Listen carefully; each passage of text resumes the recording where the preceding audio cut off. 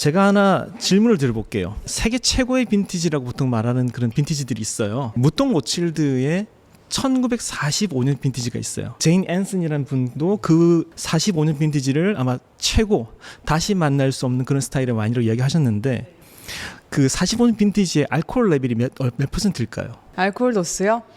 12.5도? 어떻게 하셨어요? 맞아요? 우와. 맞아요? 예.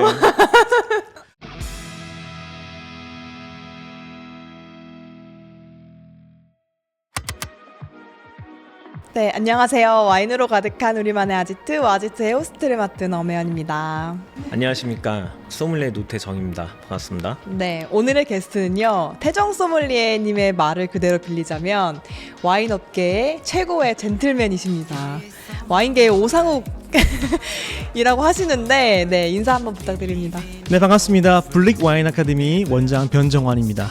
반갑습니다. 반갑습니다. 소믈리에님의 원장님을 젠틀맨이라고 하신 거예요? 보시면 아시겠지만 너무나도 그런 젠틀하신 태도와 많은 분들에게 아주 존경과 사랑을 받는, 진심으로 제가 아주 존경하고 너무나 애정하는 원장님이십니다. 블릭 와인 아카데미 원장님이라고 하셨는데 혹시 어떤 일을 하시는지 조금 간략하게 소개 한번 해주실 수 네, 있나요? 일단 그 블릭 와인 아카데미에 대해서 잘 모르시는 분들이 많으실 거라 생각돼요. 블릭 와인 아카데미는 서울 이외에 있는 유일한 WSET 인증 학원입니다. 그 WSET 학원이 지금 한국에 4곳이 있어요. 강남에 2군데, 그리고 강북에 하나, 그리고 서울 이외에는 블릭 와인 아카데미 한 곳만 있습니다. 위치가 어딘가요? 부산에 있습니다. 제가 부산에 있지만 뭐 대전에서도 강의를 하고 있고, 제주와 그다음에 통영이라든지 뭐 창원 다양하게 강의를 하고 있는 중이고요.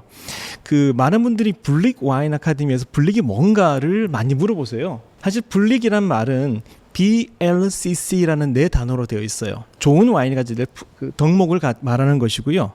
그래서 Balance, Length, Concentration, Complexity, 이 네 가지를 뜻하는 겁니다. 이제 그 블릭을 이제 사실 그 BLCC로 지금 이제 명명하셨는데 BLIC로도 하잖아요. 네. 예, 그래서 I는 이제 인텐시티. 맞습니다. 예. 네, 사실 그 BLCC와 BLIC는 이제 Concentration과 Intensity라는 두 가지 단어의 이야기인데, 제가 하고 있는 강의가 초 단계인 레벨 1부터 레벨 3까지 하고 있는데, 네. 레벨 3에서는 이제 Concentration, Intensity가 같은 뜻이긴 해요. 네. 그래서 큰 차이는 없습니다만 레벨 4 디플로마 이상으로 네. 공부를 하시게 되면은 그 차이를 좀 규명할 필요가 있거든요. 그래서 이렇게 말씀드리는 건데, 사실 똑같은 뜻으로 보시면 될 것 같습니다. 예. 역시 그 이제 레벨 4 디플로마를 갖고 계셔서 다르게 좀 해석을 하신 것 같아요. 그 국내에 WSET 레벨 4 디플로마를 갖고 있는 분이 12분인가요? 팬데믹 이후에 많은 분들이 자격을 취득하고 계시고요. 네네.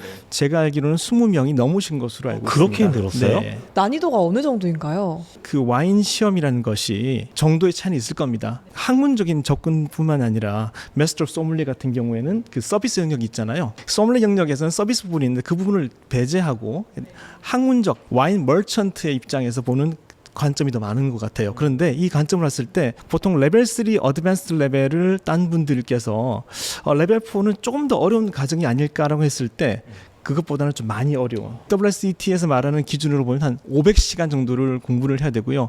보통 이제 학위 과정 정도로 보시면 될 것 같아요. 제가 또 최근에 WSET 레벨 2를 공부하고 있습니다. 아, 진짜요? 네. 곧 제 도전기가 브이로그로 올라갈 예정인데요. 학원을 다니는 수강생의 입장으로서 되게 오늘 좋은 꿀팁을 많이 배울 수 있을 것 같습니다. 레벨 2 같은 경우는 포도의 품종에 대해서 다루는 거거든요. 근데 포도 품종에 다루는 이 과정 자체가 레벨 3 과정에서는 기본으로 알고 있어야 되는 내용이에요. 그러니까 예를 들어서 까베르네 소비뇽과 메를로를 왜 블렌딩하는가, 그런 기준들을 알 수 있는 것들이 바로 레벨 2 과정이거든요. 정말 중요한 과정을 시작한 것 같습니다. 네, 또 여러분들에게 더 풍성한 콘텐츠를 제공하기 위해 제가 공부를 열심히 하겠습니다.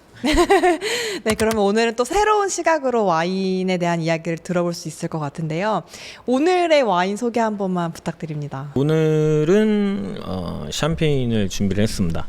우리가 흔히 볼 수 없는, 대량 생산하지 않는 샴페인이거든요. 그래서 미셸 주네 비비다트로 그랑크리를 준비를 했는데, 미셸 주네 같은 경우에는 1800년대부터 포도를 이제 공급을 하던 생산자이고, 이제 정식으로는 1900년대 중반 정도의 이제 샴페인 하우스를 설립을 해서 만들어 오고 있습니다. 쌍파뉴의 꼬트데 블랑 같은 경우에는 이제 샤르도네로만 생산을 하거든요. 그쪽에 이제 슈이라는 그랑크리 지역이 있습니다. 거기서 이제 생산한 와인이라고 보시면 되고, 나뚜루라고 있어요. 브리 나뚜루를 이제 표현을 하는 건데, 이 부분에 대해서는 한번 원장님께서 간단히 설명해 주시면은. 샴페인이라는 와인 자체가 워낙에 산도가 높은 와인이게 되겠어요. 그러다 보니까 이 산도가 너무 높게 되면은 이 균형감이 좀 깨질 수 있거든요. 그래서 일정 정도 보당을 하게 됩니다. 그렇게 함으로써 이 와인의 밸런스를 맞춰주는 것을 말하는 것이죠.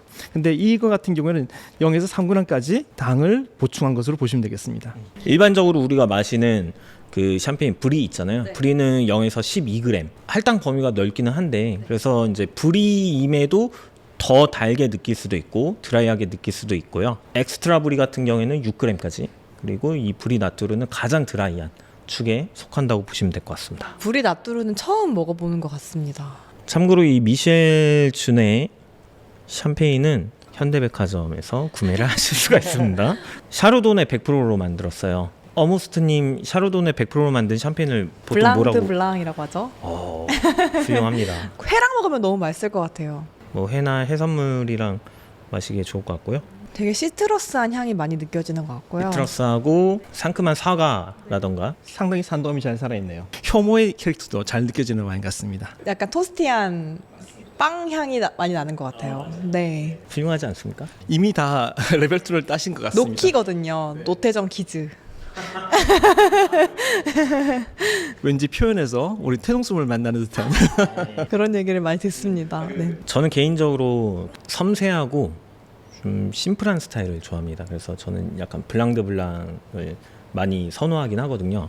원장님은 어떤 스타일 좋아하시나요? 저는 사실 샴페인이라는 그 음료 자체가 워낙에 특별하다고 생각하거든요. 그래서 샴페인만 마셔도 기분이 좋아요. 단순한 어떤 스타일도 좋을 것 같고요. 동시에 예를 들어서 오크를 써서 좀 산화된 뉘앙스가 아주 강한 그런 스타일의 와인도 되게 좋아합니다. 아, 네네.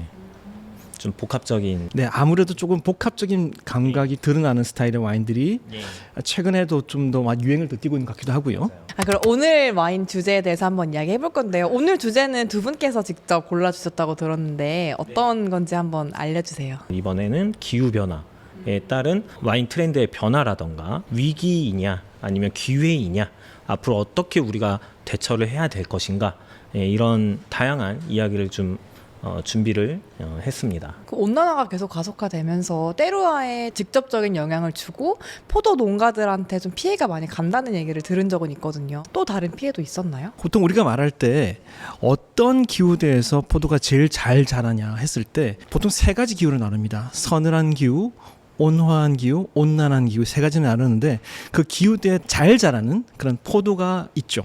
근데 그런 기후대가 계속 지구 온난화로 인해서 바뀌면서 똑같은 지역 산지임에도 불구하고 실제로 키우는 포도가 바뀔 수도 있는 겁니다. 그런 일들이 지금 일어나고 있고요. 실제로 이제 생산량도 많이 줄어든 것도 있고요. 어떻게 보면 이제 기후 변화라는 것은 우리가 실제 하고 있는 현실로 느껴지고요. 와인 양조자라든지 그다음에 와인 재배자에게 많은 어려움을 주지만 동시에 또 기술의 발전이 많이 이루어졌습니다. 그러다 보니까 그것을 뛰어넘을 수 있는 여러 가지 기술도 많이 늘어나고 있는 부분이죠. 그래서 와인 양조자로서는 어떻게 보면 선택의 폭이 늘어난 부분도 있지 않는가라는 생각이 들고 있어요. 구체적으로 어떤 기술인가요? 예를 들어서 한 지역을 말씀드린다면은 스페인의 그 리아스 바이샤스라는 곳이 있어요. 스페인의 북서부에 위치한 갈리시아 쪽에 있는 지방인데요. 대표적인 화이트 와인 산지죠. 맞습니다. 우리가 알고 있는 알바리뇨라는 품종이 있죠. 그 알바리뇨라는 품종 자체가 뉴트럴, 어떤 중성적인 캐릭터를 띄는 와인이고 알코올 도수도 10도 정도밖에 나오지 않는 것이 예전이었었어요. 근데 지금은 12도가 쉽게 나오고요. 그 지역 자체가 원래 1600mm 정도의 비가 오는 곳이거든요. 그렇게 무슨 말이냐면 스페인 전체 평균에서 한 3배 정도 비가 많이 오는 지역이에요. 근데 그 지역에서 지금은 이제 가뭄까지 걱정해야 될 그런 시기도 있다는 거예요. 그러니까 그렇게 여러 가지 변화가 있다는 것. 그런데 리아스 바이샤스 같은 것은 오히려 이런 온도가 올라가면서 약간은 포도 자체의 과실향이 더 강조가 되고 있고 알코올 올라가면서 산도가 살짝 떨어지기 때문에 그런 것들이 마시기에는 또 편안한 느낌을 주는 것. 특히나 최근에 제가 또 와인 생산자들을 많이 만나본 적이 있는데요. 팬데믹 기간에 사실은 와인 판매가 잘 되지 않았거든요. 그러다 보니까 새로운 여러 가지 시도들을 많이 한 것 같아요. 오크를 쓴다든지 앙금 접촉을 갖다가 뭐 24개월에서 한다든지 이런 것들.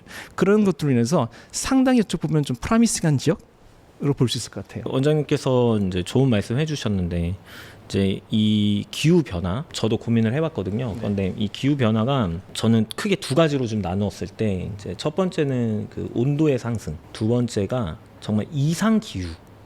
이렇게 좀 두 가지로 이제 고민을 해봤어요. 그래서 온도 상승에 의한 부분을 좀 말씀해 주셨거든요. 그래서 온도 상승을 하게 되면은 자연 환경이 말 그대로 이제 바뀌게 되는 것이죠. 그러면서 거기에 맞추어서 우리가 농업의 형태라던가 뭐 포도의 재배부터 수확까지 그 중간중간에 어떤 뭐 제식 간격이라던가 포도가 갖게 되는 어떤 수분의 함량이라던가 이런 부분까지 다 변화해야 되는 부분이라고 봐요. 그런데 이제 그에 앞서서 저는 이 부분은 좀 이야기를 해주면 좋을 것 같아요. 우리가 이제 포도 재배를 할 때에 기본 그 환경 조건이 있지 않습니까? 뭐 이제 위도 30에서 50도 사이이고 뭐 강수량 같은 경우에는 뭐 500ml에서 800ml 사이, 뭐 일조량은 1250시간에서 뭐 1500시간 정도. 그리고 기온, 연간 기온이 한 어느 정도 되죠? 재배 기간을 따지거든요. 그래서 3월 달부터 한 9월 정도까지가 보통 재배 기간이 될 텐데 그때 16.5도, 18.5도, 22도라는 기준을 가지고 있어요. 근데 이걸 이제 벗어나게 되면 많은 어떤 변화가 필요한 거죠. 그런데 기존에는 이 안에 들어가 있던 이 여러 지역들이 어떤 고온 현상이라던가 이상적인 기후로 인해서 바뀌고 있다는 말씀을 하신 거고요. 사실 뭐 긍정적 측면에서는 아까도 말씀 주셨지만 온도의 상승으로 인해서 좀 와인 스타일의 변화, 좀 더 다양하게 좀 만들 수가 있고 좀 긍정적인 측면이 있지 않습니까? 예를 들어서 이제 뭐 북유럽이라던가 아니면 뭐 호주의 테즈메이니아 같은 경우에 뭐 그리고 캐나다의 뭐 브리티시 컬럼비아 이런 지역에서는 좀 더 다양한 시도를 할 수가 있어요. 그런데 기존에 좀 온도가 원래 좀 높았던 지역 같은 경우에는 가뭄이라던가 물 부족 현상으로 인해서 포도가 이제 재배 자체가 어려워지는 부분들이 있습니다. 그래서 그런 부분들의 어떤 긍정적 측면과 부정적 측면을 우리가 좀 잘 한번 봐야 될 것 같아요. 제가 하나 질문을 드려볼게요. 흔히 말할 때 세계 최고의 빈티지라고 보통 말하는 그런 빈티지들이 있어요. 무똥 로칠드의 1945년 빈티지가 있어요. 제인 앤슨이라는 분도 그 45년 빈티지를 아마 최고 다시 만날 수 없는 그런 스타일의 와인으로 이야기하셨는데 그 45년 빈티지의 알코올 레벨이 몇 퍼센트일까요? 알코올 도수요? 12.5도? 어떻게 하셨어요? 맞아요? 우와. 맞아요? 예. 제가 이 말씀드리는 뭐냐면 오데 샤토를 포함해서 모든 대부분의 와인들이 13.5도 이상에서 14도 이상을 하고 있잖아요. 근데 생애 최고의 빈티지라고 하는 45년 빈티지가 12.5도였었어요. 근데 2018년 70년 후에 나오는 우리 그 무톤 로칠드는 13.8도예요. 그러니까 3.3도 오른 거예요. 어마어마한 차이거든요.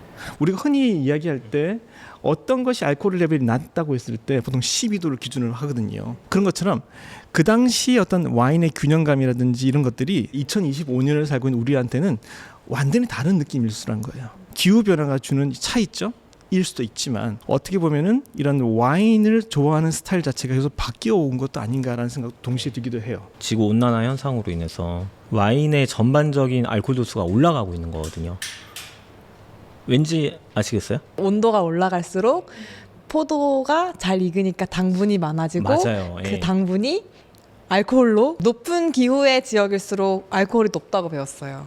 예를 들어 캘리포니아라던가 뭐 칠레, 호주, 뭐 남유럽 이쪽의 포도에 수확하는 그 시기가 예전에 비해서 한 3주에서 4주 정도 맞아요. 앞당겨졌다는 거죠. 그만큼 이제 포도가 잘 익었다는 거거든요. 그래서 이것은 지역에 따라서 장점이 될 수도 있고요. 단점이 될 수도 있는 거죠. 그러면 이제 기후 변화 속에서 가장 손해를 보고 있는 지역 아니면 이제 오히려 이득을 보고 있는 지역 이렇게 또 꼽을 수도 있나요? 쌍파뉴 지역 생산자들은요 기후 변화에 대해서 오히려 좀 반기는 입장입니다. 쌍파뉴 지역 같은 경우는 워낙 서늘하기 때문에 포도가 잘 익는 게 관건이거든요. 그리고 이제 산미가 굉장히 높아서 그 산미를 어느 정도 좀 눌러줄 수 있도록 보당 작업을 했어요. 그런데 요즘 최근에 이런 보당을 이제 하지 않는 제로 노자주라는 그런 샴페인들이 많이 나오고 있거든요. 그 이야기는 굳이 보당을 해주지 않아도 될 정도로 당도가 이제 많이 올라갔다는 그런 이야기거든요. 그래서 좀 더 이제 다양한 와인 샴페인 스타일을 만들어낼 수 있고 해서 이런 기존에 좀 서늘했던 지역에서는 좀 낙관적인 부분이 있습니다. 지역에 따라서는 이제 와인 스타일이 불가능한 곳도 생길 것 같아요. 예를 들어서 독일의 모젤 지방 같은 경우에는 전통적으로 이제 다양한 스타일이 나오는데 그 중에 하나가 이제 아이스 바인이라는 게 또 있습니다. 아이스 바인은 겨울이 돼서 이제 기온이 영하 8도까지 내려갔을 때 그때 포도를 수확할 수 있거든요. 근데 지금은 구하기가 좀 정말 어려워진. 그러면 원장님 아이스 와인의 가격이 이제 좀 더 상승할까요? 글쎄요. 일단 우리에게는 캐나다라는 또 대체제가 있긴 합니다만 일단 독일 아이스 와인은 사실은 좀 구하기 이제 어려운 것으로 예전에 우리 그 아시안 와인 트로피에 그때 독일 모젤 와인 협회장이 오셨었어요. 본인도 이제는 아이스 와인을 마시기가 좀 어렵다는 말씀을 하셨거든요. 빨리 쟁겨놔야겠는데요. 하나 추천 좀 해주실 수 있나요? 아이스 와인. 캐나다에서 나오는 이제 비달 품종으로 만든 이런 그 아이스 와인이죠. 아이스 와인 같은 경우에는 가격이 그렇게 높지 않습니다. 이니스킬린이라든지 여러 가지 특정 브랜드들이 있잖아요. 그런 것들을 이렇게 사서 이렇게 마시면 좋을 것 같아요. 가성비 말고 정말 쟁겨둘 가치가 있는 것들은요? 일단 그렇게 되면 또 이제 독일 모젤로 가야 되죠. 모젤이나 이제 라인가우 쪽에 네, 못 먹을 수도 있으니까 맛은 봐야 될 거 아니에요, 있을 때. 근데 이미 비싸서 아이스 와인이나 트로켄베렌아우스레제나 일단 뭐 한 베렌아우스레제급 가면요. 독일의 유명 생산자들은 거의 5대 샤또급 가격으로 치솟아 올라요. 참고로 가끔 가다가 이제 독일 모젤 와인인데 아이스 와인 3만 원에 파는 거 봤어요. 그거는 가짜 같습니다. 그리고 그런 경우가 있어요. 뭐 독일이나 오스트리아나 이런 캐나다의 아이스 와인 또는 아이스 와인이 아닌 뭐 칠레라던가 뭐 아르헨티나라던가 그런 데서 이제 나오는 아이스 와인이 있거든요. 그런 와인들은 인위적으로 냉동시킨 포도로 만든 경우가 많아요. 그래서 실제로 이제 독일이나 캐나다의 아이스 와인은 이제 법적으로 그 자연 상태에서 얼어있는 포도를 수확을 해야 되거든요. 그런데 그런 게 아니라 인위적으로 냉동시켜서 이제 만드는 경우가 있다는 거죠. 예전에 그 영국 스파클링 와인이 샴페인에 견줄만 하다 뭐 이런 얘기를 들은 적이 있거든요. 근데 그건 어떤 의미예요? 저는 개인적으로 영국 스파클링 와인을 한 6년 정도 전에 10종 정도를 한번 시험한 적이 있어요. 정말 놀랍게도 상당히 좋은 퀄리티를 가지고 있었어요. 그 당시에 벌써. 특징적으로 보면은 아무래도 위도가 조금 더 높죠. 그러다 보니까 산도가 정말 높습니다. 그만큼 더 좋은 이런 그 길이감을 가진 그런 스타일의 와인들이었었어요. 지금 솔직히 말씀드려서 제가 브랜드는 생각이 나지 않습니다. 하지만 그때 느낌은 강렬했던 것 같아요.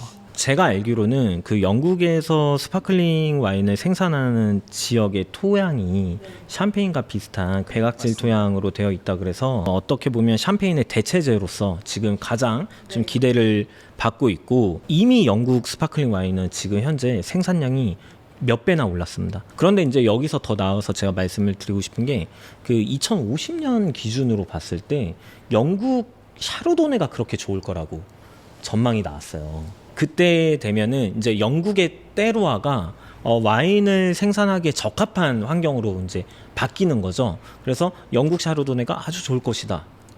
그런 이야기가 있습니다. 질문 더 이어가서 그 떼땅저 샴페인 하우스 있잖아요. 그 샴페인 하우스가 영국에 이제 땅을 사서 영국에서 스파클링 와인을 생산하고 있다는 그런 얘기도 제가 들은 적이 있거든요. 떼땅저뿐만 아니라 많은 샴페인 하우스가 이미 좀 진출해 있는 걸로 알고 있어. 궁금한 게 그러면 영국 스파클링 와인이 이 샴페인과 좀 비슷하다고 하셨잖아요. 그럼 가격도 비슷한가요? 제가 마셔본 와인은 이미 가격이 올라와 있더라고요. 샴페인이랑 비슷한 수준인 건가요? 샴페인만큼의 가격은 이미 나오고 있던데요. 아쉽네요. 지금 이미 국내 미쉐린이나 파인다이닝에서도 영국 스파클링을 쓰는 데가 이미 있어요. 그만큼 이제 품질이 어느 정도 받쳐주기 때문에 가격도 좀 샴페인 못지않게 좀 형성이 되지 않을까 그렇게 예상이 됩니다. 그러면 실제로 기후 변화 때문에 좀 이 와인은 맛이 변했다라고 실제 경험하신 와인이 있으세요? 일단 알코올 도수가 좀 달라지는 경우들이 많아요. 예, 알코올 도수가 좀 점차 올라가고 있는 거죠. 그러다 보니까 좀 농축된 느낌이라던가 좀 바디도 좀 무거워진다던가 향의 풍미가 좀 약간 강렬해지는 그런 와인들은 좀 있는 것 같아요. 저는 언제나 그런 말을 볼 때마다 이것이 과연 기후 변화에 의한 차이인지 아니면 생산자의 선택인지 계속 그 고민을 하게 돼요. 왜냐하면 그만큼 기술이 많이 발전했거든요. 포도 재배할 때 그 포도를 이제 포도 잎으로 가린다든지 이런 식으로 해서 햇빛의 양을 조절한다 이런 것들을 통해서 사실 많이 하기도 하지만 실제로 만들어진 포도를 양조장에서 이렇게 알코올을 낮추고 조정할 수 있는 방법들이 여러 가지가 있거든요. 네, 그런 부분들이 있기 때문에 가면 갈수록 더 느껴지는 부분들이 그것은 아마도 선택의 부분이지 않을까라는 생각을 해보고 있습니다. 예를 들어서 보르도 같은 경우에 그랑크리 중에 이제 샤토 피숑 롱그빌 콩테스트 라랑드 있잖아요. 거기 같은 경우에는 이제 제식 간격도 좀 더 줄이고 어떤 경작을 새롭게 해서 수분이 더 토양에 이렇게 잘 스며들 수 있도록 그런 작업들을 하고 있다고 합니다. 그리고 포도밭의 조성도 이제 보통은 남향이잖아요. 그렇습니다. 그래야 이제 동에서 서로 이제 태양이 지나가면서 햇빛을 잘 받으니까. 그런데 그거를 동양 쪽으로 이렇게 바꾼다고 해요. 보르도 같은 경우에는 그 지역 특성상 이제 오전에 햇빛이 좀 약하고 오후로 넘어가면서 햇빛이 굉장히 강렬해지거든요. 그래서 서쪽 방향에 이제 잎사귀를 좀 이렇게 잘 놓아두고 het빛으로부터 보호시키는 거죠. 예. 그런 식으로 좀 여러 가지 이제 어떤 기술들을 반영하고 있는 걸로 알고 있습니다. 양조장에서는 어떻게 하냐면은 예를 들어서 이제 알코올을 조절하는 걸 말씀드린다면은 두세 가지 정도가 있어요. 그 중에 하나가 역삼투압 방식을 쓰는 거예요. 막을 통과를 시켜서 와인을 수분과 이런 알코올만 따로 빼내는 거예요. 그래서 그것을 증류를 시켜버리게 되면은 이제 알코올이 날아가는 거죠. 날려버리고 물을 다시 합쳐버리는. 그렇게 되면은 알코올 농도가 조절되는 그런 스타일 와인도 있고요. 또 스피닝 콘이라고도 있어요. 이 방식은 이제 상당히 비싼 방식이긴 해요. 한 100만 불 정도 하거든요. 칼럼이 긴 게 있는데 와인을 통과시켜서 거기서 이렇게 없애버리는 거예요. 알코올을. 이런 모든 것들을 통해서 실제로는 또 최근에 또 그렇지 않나요? 또 요즘 하도가 되고 있는 것 하나가 노 알코올, 로우 알코올 그런 스타일의 와인도 나오고 있거든요. 네, 그렇기 때문에 이런 모든 것들이 지금 이제 선택 영역이 되고 있다는 거죠. 옛날에는 생각해 볼 수 없었던. 그러면 지금까지는 그 기온 상승에 대한 이야기를 해봤는데 이제 이상 기후가 포도에 미치는 영향도 또 있을까요? 이상기후는 말 그대로 우리가 미리 대비하지 못하고 평소에 일어나지 않았던 갑작스러운 기후의 변화인 것이죠. 그래서 우리가 2023년 기준으로 봤을 때 60년 만에 와인 생산량이 최저를 기록을 했어요. 왜요? 여러 가지 이제 이상 기후의 그런 결과였던 거죠. 그래서 세계에서 가장 많이 와인을 생산하는 국가가 어디죠? 3대 국가가 있는데. 중국, 중국은 아니고요. 예. 프랑스, 프랑스, 이탈리아, 이탈리아, 스페인? 예, 맞습니다. 훌륭합니다. 예. 이탈리아와 스페인이 각각 거의 한 20%, 23% 이 정도가 줄어버렸어요. 예. 물론 이제 프랑스는 4% 상승을 하긴 했습니다.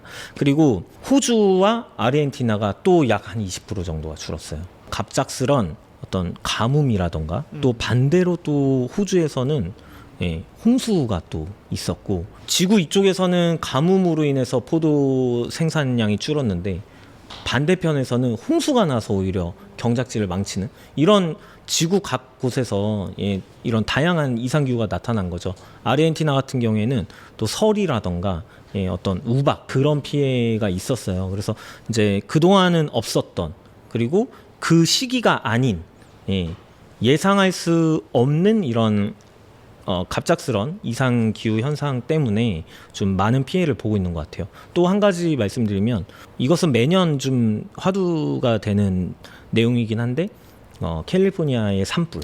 정말 큰 문제가 되고 있죠. 왜냐면 이게 산불이 나면요, 물론 그 포도 나무가 불타는 것도 문제지만 그 연기 있죠. 냄새를 다 먹는구나. 예, 그죠? 맞습니다. 그게 그 포도 열매가 와인에까지 영향을 미치는 거예요. 그 산불이 언제 났냐가 되게 중요해요. 포도를 수확하고 난 다음이라면 문제가 전혀 없어요.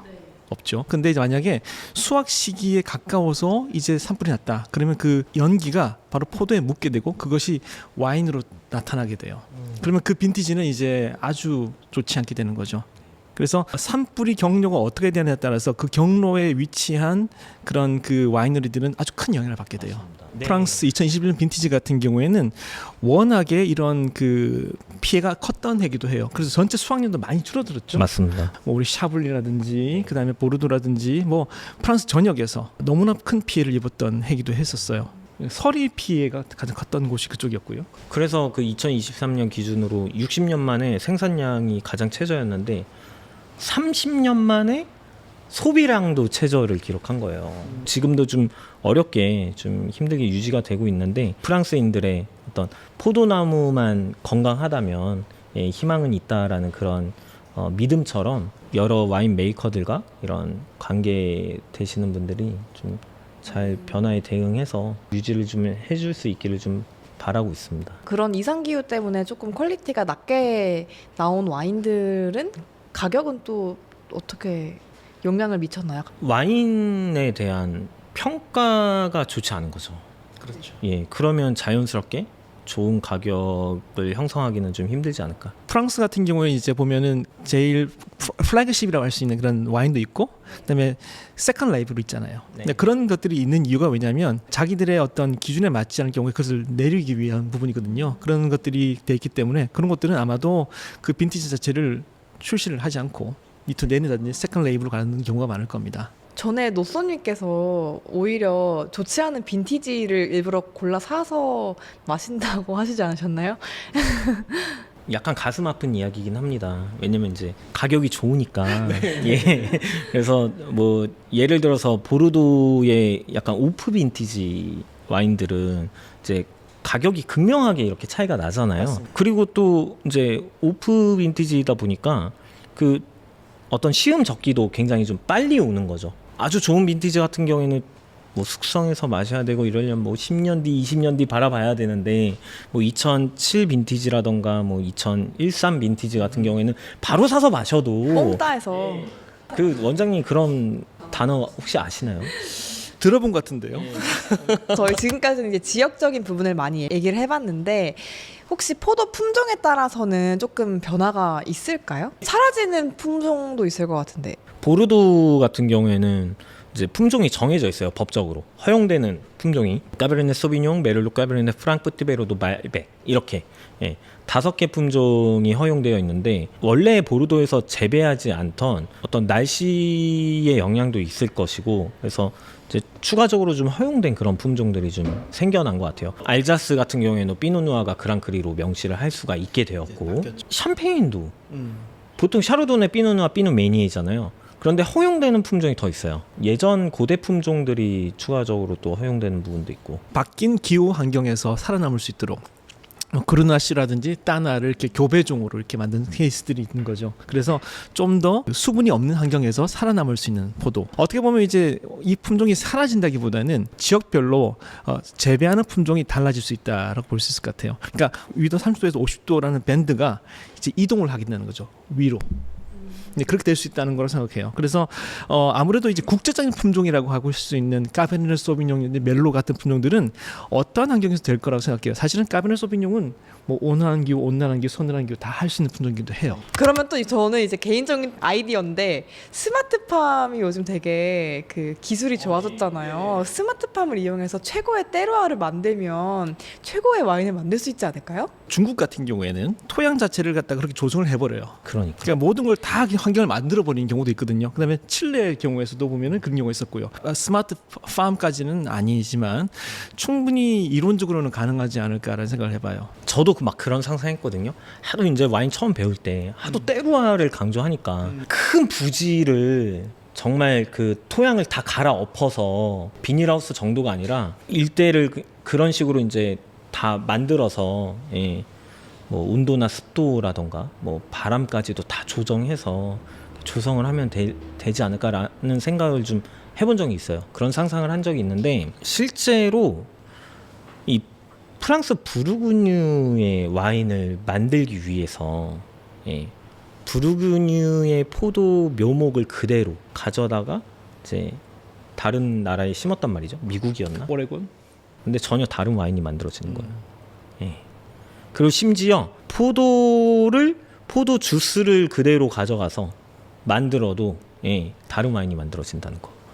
그래서 이것은 한마디로 이렇게 좀 정의 내리기 좀 어려운 굉장히 다양한 원인과 거기에 따른 영향들이 있지 않을까. 예를 들어 우리가 그 테루아르를 얘기할 때 기후 환경만 이야기하는 게 아니라 사실 그 양조장 내에 어떤 효모의 분포까지도 고려를 해야 되거든요. 맞습니다. 천연 효모를 사용하는 경우도 같은 경우에는 분명히 그런 경우가 있는 거죠. 이제 막걸리 양조장 같은 경우도 양조장을 옮겨서 만들게 되면은 다 똑같은 맛이 안 나오잖아요. 그런 것처럼 사실 어려운 부분이 있다고 생각이 돼요. 그러면 오늘은 이야기를 이제 마무리하면서 와인 추천을 한번 받아볼까 합니다. 첫 번째로는 더 큰 기후 변화가 오기 전에 꼭 마셔봐야 될 와인. 두 번째는 기후 변화로 인해서 오히려 더 맛있어진 와인. 이 두 가지를 한번 각자 알려주시면 좋을 것 같아요. 왜냐면 이게 막 1, 2년 안에 바뀌고 막 5년, 10년 안에 바뀌는 게 아니거든요. 한 100년 갖고 있을 거면 모르겠는데. 살아있을지도 모르는데. 그 두 번째 질문 있죠. 뭐 알자스 지역의 레드 와인이나 피노누아라던가 아니면 독일이나 오스트리아의 피노누아는 굉장히 그 품질이 매 해마다 더 좋아지고 있고 굉장히 좀 다양하게 변화하고 있거든요. 그래서 그런 부분에 좀 관심을 갖고 드셔보시면 좋을 것 같아요. 저도 알자스 같은 경우에 셀렉시옹 드 그랑 노블 같은 경우에 너무나 이제 좋은 와인인데 그런 와인들의 가격이 좀 좋아지지 않을까? 한번 기대를 해보네요. 셀렉시옹 드 그랑 노블이라는 일종의 스위트 와인 등급이에요. 벙당주 따르티브가 있고 그거는 이제 느스악 와인이고 방금 말씀하신 셀렉시옹 드 그랑 노블 같은 경우에는 기부 와인입니다. 기부 와인 뭔지 아시죠? 곰팡이. 저 기부 와인 진짜 좋아해요. 그 곰팡이 이름 뭐예요? 곰팡이 이름이요? 노블 롯이라고 하는 그 이름 보트리티스 시네리아 들어보지 않으셨어요? 들어는 봤는데 그냥 흘러갔나 봐요. 뱅드콩스탕스 먹어봤잖아요 저희. 근데 그거는 기부 와인이 아니죠. 기부는 아니죠. 왜냐면 제가 그 토카이 와인을 먹었었는데 뱅드콩스탕스랑 너무 맛이 비슷한 거예요. 기부 와인 너무 맛있어요. 기부 와인 중 가장 좋아하시는 와인? 토카이. 아 토카예요. 토카이도 이제 푸토뇨스가 이제 5개, 6개가 있거든요. 푸토뇨스가 이제 강주리를 뜻하는 건데 기부 포도를 5강주리 넣었냐 6강주리 넣었냐 차이가 있는 거예요. 근데 그런 것도 있고 토카이 에센시아라고 있어요. 토카이 에센시아 같은 경우에는 기부 포도로만 만들어요. 근데 그 기부 포도가 너무 당도가 높아서 알코올 도수가 굉장히 낮죠. 3%에서 5% 정도. 발효도 굉장히 오래 걸리고 심지어 스푼으로 떠 먹어야 되는 경우도 있어요. 예, 아주 농축미가 강하기 때문에 꼭 먹어봐야 될 와인 토카인가요? 제일 좋아하는 기부 와인이 뭐예요? 라고 물어보면 이제 지금 말씀하셨잖아요. 토카이 에센시아. 제일 끝판왕이 에센시아예요. 다시 물어봐 주시면 안 됩니까? 가장 좋아하시는 기부 와인이 뭐예요?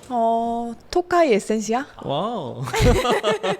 네, 오늘은 조금 어렵지만 우리가 꼭 짚고 넘어가야 될 기후 변화를 이제 와인을 통해서 이야기를 나눠봤는데요. 와인과 함께 더 넓은 시각을 갖게 된 시간이었습니다. 저희는 다음 주에도 더 맛있는 이야기로 다시 돌아올게요. 와인으로 가득한 우리만의 아지트 와지트. 다음 시간에 또 만나요. 안녕. 감사합니다. 감사합니다. 그런데 지금 얘기 나오니까 그 샤토 파비. 네. 예. 그 2003 빈티지. 맞습니다. 2003 빈티지. 거기에 대한 논란 얘기를 여기서 하는 게 아니라 2편에서 해야 돼요. 2편에서 할까요? 2편에서 할까요? 2편에서 합시다. 아, 감질맛 나요. 아, 진짜 이게 궁금해 되게 죽겠네. 재밌는 얘기가 있어요. 요거는 2편에서 하는 걸로. 다음 편을 기대해 주세요.